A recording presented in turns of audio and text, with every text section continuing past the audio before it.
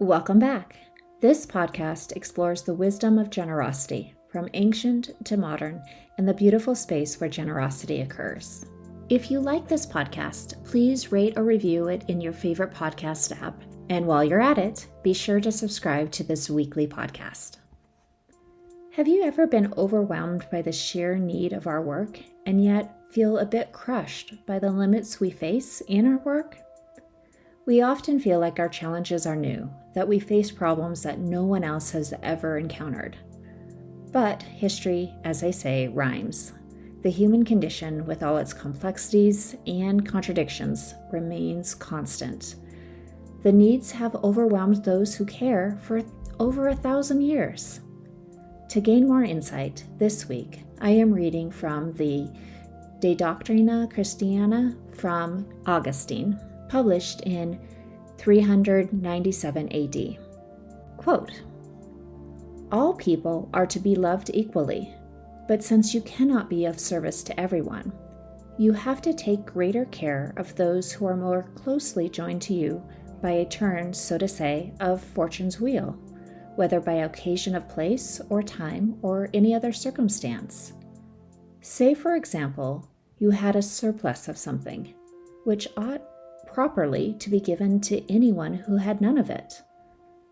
But there was not enough to give to two people.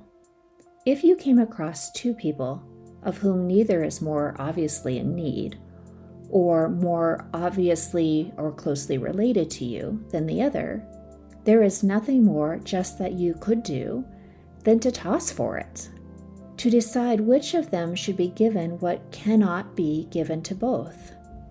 In the same way, as you are unable to take care of all of your fellow people, treat it as the luck of the draw when the time and circumstance brings some closer in contact with you than others."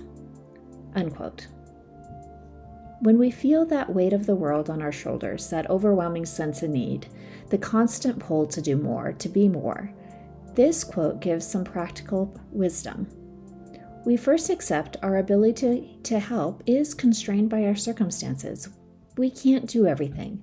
We can't solve every problem, heal every wound, or right every wrong. Second, we identify what we have, especially our time, resources, and capacity. Then we prioritize what we can do.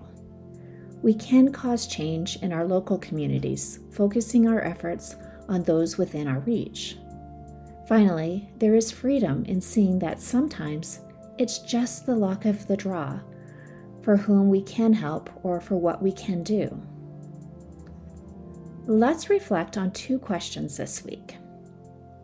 Is there an area of your work where you need to step back and apply this framework? Accepting our limits, focusing on what we can do, and releasing that which we cannot do or whom we cannot help. And related, what do you need to let go of and find freedom in that release? Share this podcast if you enjoy these 5-minute reflections and subscribe to receive these reflections released every Monday. To explore fundraising coaching deeper, visit servingnonprofits.com. See you next week.